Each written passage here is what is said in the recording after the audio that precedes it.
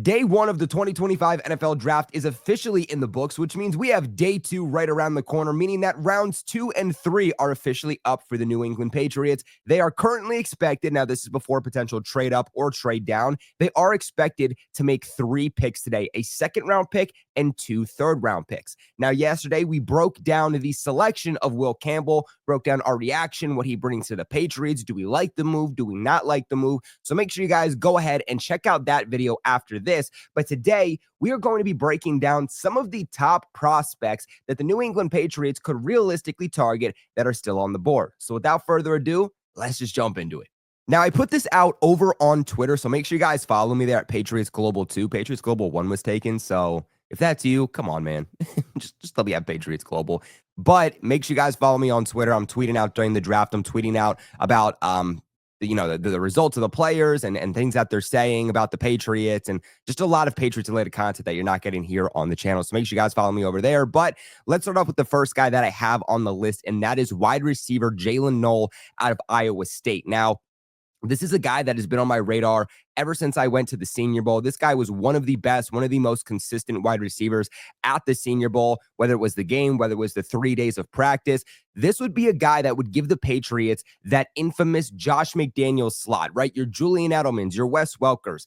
Everybody's trying to say that Pop Douglas can be that guy. And Pop Douglas, yes, he's going to play in the slot, but he's quick. He's fast. He doesn't just have to play in the slot. Pop Douglas is going to play all over the offensive formation, and Pop Douglas is a guy that is more so going to stretch the field for you. Like, that guy is a dynamic playmaker. He's not someone that is strictly going to work short to intermediate routes and kind of be that chain mover, that reliable wide receiver. Again, the Danny Amendola, the Wes Welker, the Julian Edelman, but that's exactly what Jaylen Null can be. Now, he is small, I will say that. He's about 5'11", 200 pounds. I've seen some results say he's about 6 foot. Roundtable Sports, we did ask him at the Senior Bowl, what are your thoughts if you were asked to play on the outside at the NFL level? And he said he'd be perfectly fine with it. He did it at Iowa State at times. He's very comfortable if he's asked to play on the outside. PFF said this about Jaylin Noel, saying, Noel is a compact and powerful slot receiver who wins with good first step and can succeed in an NFL offense where the quarterback holds the ball a little bit longer in the pocket. He'll need to be more dynamic after the catch to earn a consistent starting role in the league. Is Jaylin Noel going to be a wide receiver 1 for you? No, but if he can be that wide receiver 2, wide receiver 3 for you in a confident role that is very pivotal on Josh McDaniels' scheme, I would consider that an absolute dub. He is rising up draft boards because he had an amazing NFL combine, finished top 5 in every single combine wide receiver result. Big reason that he is one of the first guys that I'm putting on this list is the Patriots met with him not once, not twice, but the Patriots met with Jaylin Noel 3 times. So I think there is some serious interest there from them. Now, moving on, we have another wide receiver by the name of Kyle Williams out of Washington State. This is a guy that hasn't been too productive over his 3-year collegiate career. Another guy who, no, he's not going to be a wide receiver 1 for you, but he's going to be, again, that wide receiver 2, wide receiver 3. I think if they miss out ultimately on Jaylin Noel, Kyle Williams could be a guy that they pivot back to.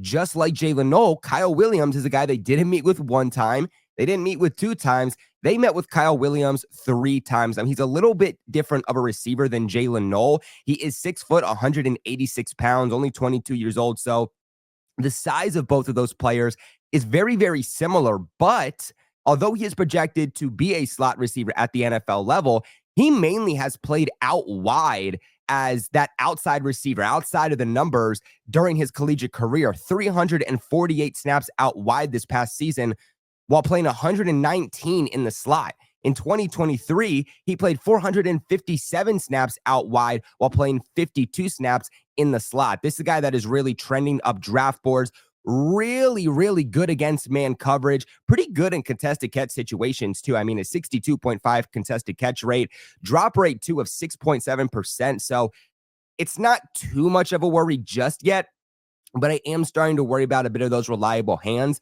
Kyle Williams is the guy where he runs a pretty good route tree, but he's just always open. And he's always open because he's so quick. He's so elusive that you simply cannot get your hands on Kyle Williams. Now, this is what PFF had to say about him. They said, and I quote, Williams is undersized, but his game hints at big time potential. His release package, quick feet, and ability to build speed as routes progress give him a starting caliber ceiling with, in theory, the versatility to line up at any of the 3 receiver spots. This would be a versatile selection for the Patriots, a guy that you can line up anywhere, again, despite his size, because of that quickness, because of that versatility he has. So kind of more of that Swiss Army knife that the New England Patriots could add.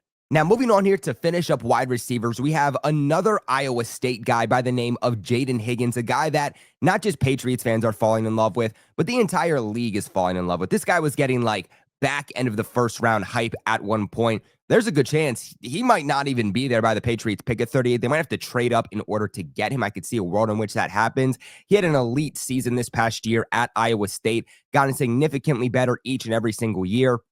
The Patriots did meet with him once, but they met with somebody like Tetairoa McMillan 2 times, which shows me that Tet was a guy that they really, really liked. And you look at the style of wide receiver that Mike Vrabel said he wants. He wants that big outside X guy who's good in contested catch situations, has a good catch radius. And I know some people think that Jayden Higgins doesn't play up to his size. I kind of disagree with that. And I think that's something that you can kind of coach out of him, because he has that God-given size. He's 6'4", 215 pounds, and they obviously missed out on Ted McMillan. They went Will Campbell, which, by the way, the exact move they should have made, but maybe they see Jayden Higgins as like that day 2 Ted McMillan that they can bring in. The thing, too, is that Jayden Higgins, very similar role to Ted, not as good in contested catch situations, but he is going to be a little bit faster than Ted. I also think that Jayden Higgins is more of a short-handed receiver than Ted McMillan is. I mean, Ted had like a 7.2% drop rate this past season. Jayden Higgins caught virtually everything that came his way. 129 targets, 87 receptions, 1,185 yards, 9 receiving touchdowns, averaging 13.6 yards per reception. Like I said, only a 2.2% drop rate. Really, really good at getting open against man coverage. A 58.3% contested catch rate. I would be a massive, massive fan of the Patriots adding a guy like Jayden Higgins.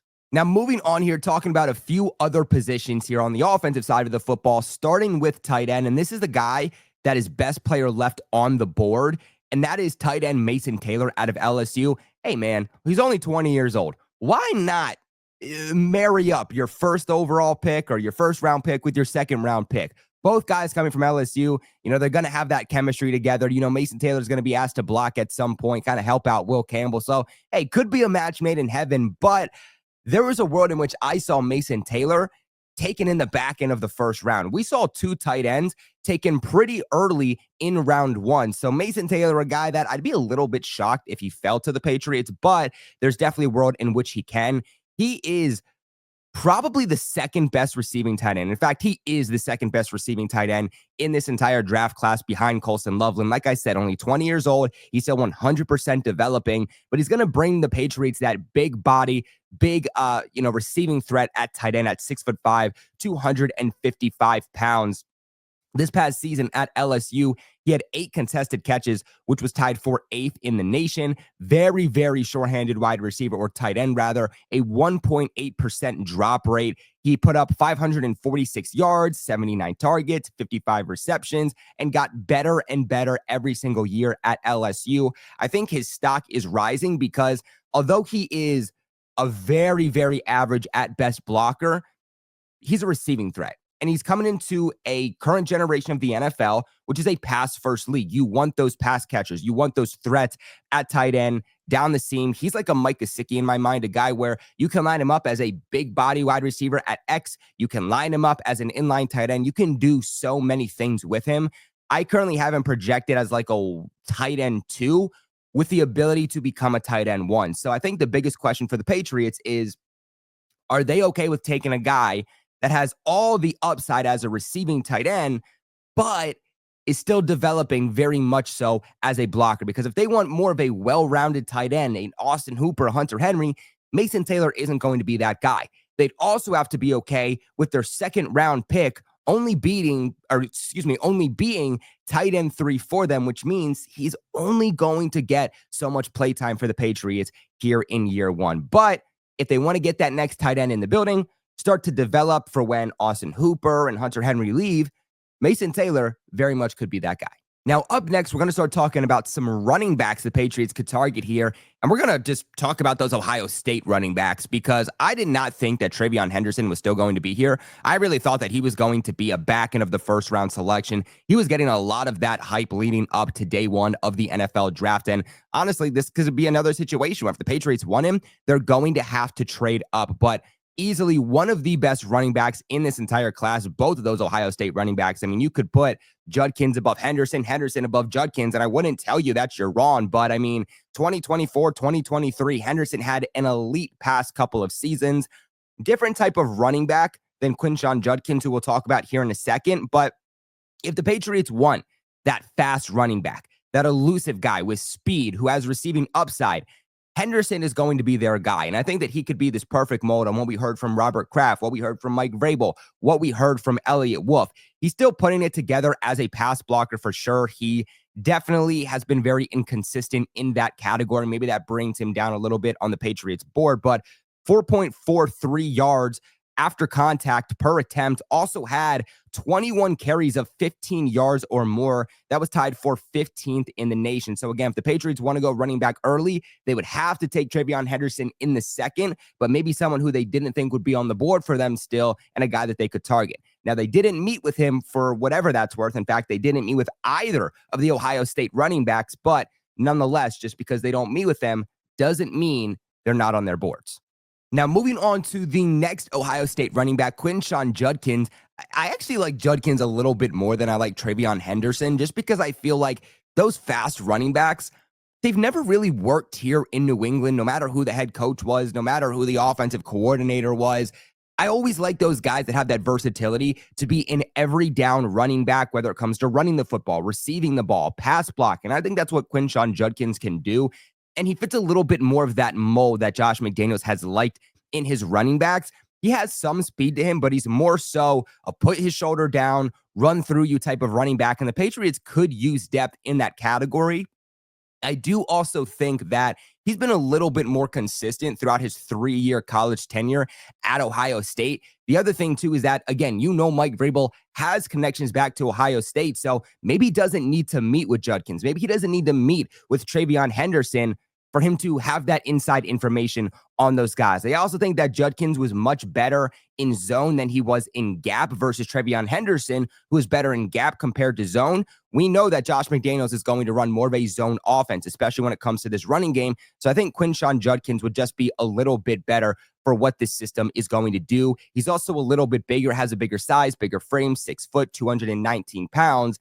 This is what PFF had to say about Quinshon Judkins. They said, and I quote, Judkins is a strong north to south runner who generates impressive speed to power for consistent yards after the catch. However, his game lacks the creativity needed to consistently win in the NFL, independent of his offensive line. Behind a good line, he could rack up yards. Behind a subpar one, he could struggle to stand out. Now, moving on here to the offensive line, this is if the Patriots kind of want to double up early on, and that is with Wyatt Milm, tackle/guard out of West Virginia. Now, let's make the caveat on this.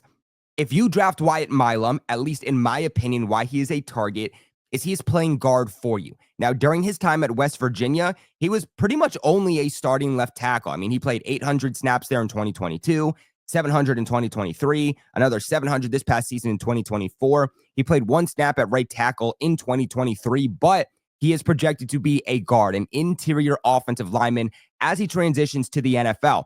And with that being said, because he was primarily a left tackle, in fact, strictly, if you think about it, a left tackle, I think he's going to be a left guard at the next level. This could be the New England Patriots' next Joe Thuney. Wyatt Milm, a guy who's getting a lot of hype, had an elite season this past year, has gotten significantly better, taken a massive leap every single year at the collegiate level. I love guys who are able to do that. A little bit on the older side at 23 years old, but he's 6'6", 317 pounds. Again, this isn't a guy that, for me, if they take, it's to double down at tackle and to have two left tackles. And now, between him and Will Campbell, you have one of them. Like, no, Will Campbell's going to be your left tackle. Don't think that, hey, there's a potential he's going to be a bust. If they're taking Wyatt Milm as a backup plan for Will Campbell, then you shouldn't have taken Will Campbell 4th overall. And I don't think they're going to do that. The Patriots have a massive, massive glaring hole, though, at left guard. They don't have somebody who's going to start there. I think if you want to get your return on investment for Drake Maye, these running backs, these wide receivers, if you want to get your return on investment, even for Will Campbell, you need to make sure that you have a solidified left guard, and Wyatt Milm could 100% do that. He's currently projected as a third-round pick, but looking at how these offensive linemen are flying off the board, especially somebody with versatility like Milum, I could see him being a second-round pick. The other thing I will also say about Wyatt Milum is he is significantly better in zone compared to gap. Again, fits the system that Josh McDaniels is going to be implementing offensively. Now, moving on to some defensive targets, a guy that I did not think was going to be here. I remember talking in, a live stream probably about a month ago now, leading up to the draft, is, man, Donovan Asaraku to me was a first-round selection. But if he somehow fell to the second, that is a guy that I would 100% be willing to trade up in the second round to go get. Had a lot of first-round hype leading into the draft last night, but ultimately falls here to the second. A very, very shocking move, especially considering the amount of, defensive linemen that were flying off the board at that point. But coming out of Boston College, that Donovan Asaraku, the edge rusher, is going to have connections back to the Patriots. Patriots went to the pro day of Boston College. You have, the teapot over there, the head coach of Boston College. So that, Mike Vrabel and him are very, very close. So he kind of has that inside information on an Ozzie Chapillo, on a Donovan Asaraku. And I think Asaraku could come in and really solidify that Patriots defensive line. Had a very good 3-year collegiate career. Really took a massive step forward this past season. Really has that ability to be an every down defensive lineman. I mean, he's good at getting to the quarterback. He's good at stopping the run, right? An 18.2% pass rush win rate this past season, a 90 overall pass rush grade, and a run stop rate of 10.1%. That was an 83.6 overall grade. Definitely one of the better all-around edge rushers in this class. And again, somehow still falls to the second round. I mean, a guy that put up 14 sacks this past season and is trending upwards. 6'2", 247 pounds. He is going to be more undersized as he transitions to the NFL, but he's also still young. There's a lot of development there still to him at 21 years old. And what I really like about Asaraku is he has all the physical toolbox that you want, right? But he also has the IQ. He's smart. With Donovan Asaraku, it's not just, hey, I'm going to try to beat my opponent purely with my physicality, but he can also beat his opponents with his brain, with his mind, with just how smart he is, understanding different techniques, when to use them, knowing, hey, I need to get inside leverage here. I need to use this specific hand to beat this guy. I really think that Donovan Asaraku is going to be one of the best edge rushers to come out of this draft class. And the fact that he fell to the second, to me, screams like a Mike Vrabel trade-up.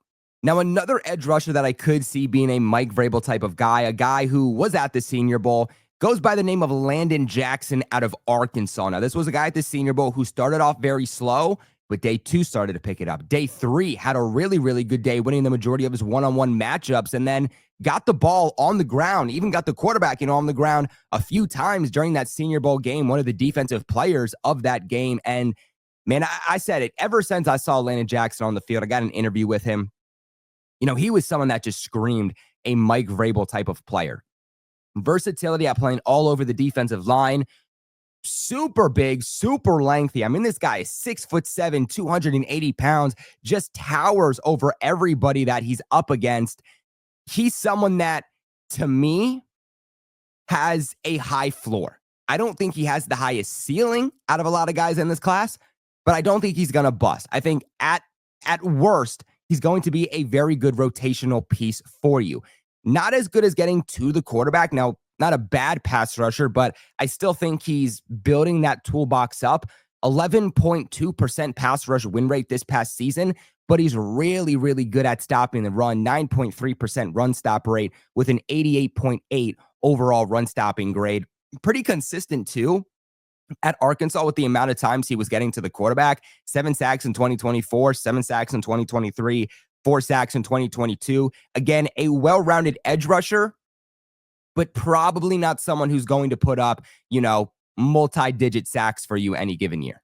Now, there is another name that I did also want to mention that I realized I didn't put on this list that I could very realistically see the Patriots target, currently projected as a third-round pick, Jack Sawyer out of Ohio State. Again, Mike Vrabel has those connections back to Ohio State, and Jack Sawyer just feels like a guy that Mike Vrabel would absolutely love. Now, he's kind of the opposite of Landon Jackson. Now, Jack Sawyer's gotten significantly better every single year, had an elite past 2 seasons at Ohio State, but he's still putting things together as a run stopper, but he's very, very polished when it comes to pinning his ears back and simply getting to the quarterback. 89.4 pass rush grade this past season with a 17.6 pass rush win rate. Still pretty good against the run, but I would say he's just slightly below average, a 5.1% run stop rate with an 82.5 overall run defensive grade. Had 10 sacks this past season, 16 quarterback hits, 38 pressures, 6 batted passes. I think he's someone who needs to be a little bit more disciplined, but a guy with a high motor. He's motivated. He has the dog. He has that mentality that Mike Vrabel is looking for. If Jack Sawyer is not a New England Patriot, I'd be pretty surprised.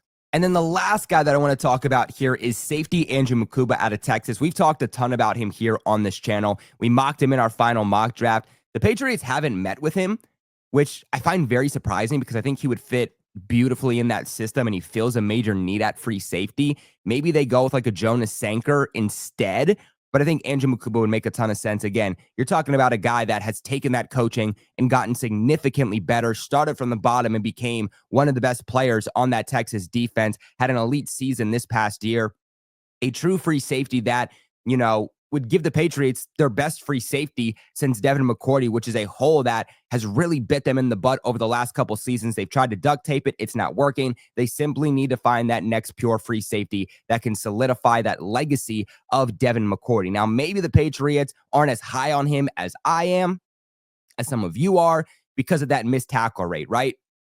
14.4% missed tackle rate. 13 missed tackles this past season, 9 the season prior, 7 the season prior to that. So it's actually gone up every single year. But to me, missed tackles are something that you can 100% coach out. Have him, tackle that, little, what is it? That little circular padding that they just throw around. Have him tackle like 100 of those after practice every single day. I think he'll be fine. Very, very good in coverage, very good in defending the run, and a 26.1 forced incompletion rate this past season. So a guy that I really think would make a ton of sense for this team. But guys, this is where I kick it off to you. What are your thoughts on my day 2 targets for the Patriots in rounds 2 and 3? And who are your targets for the Patriots heading into today? As always, I will have you guys covered for every selection that the New England Patriots make as soon as they make the selection. So make sure you guys are subscribed to the channel. Hit that bell notification so that you get notified every single time I post. Make sure you guys go ahead and check out my video from yesterday breaking down the selection of Will Campbell. Leave a big like on this video. Follow me on Twitter, Instagram, and TikTok at Patriots Global. But until next time, appreciate you guys for watching, and go Pats.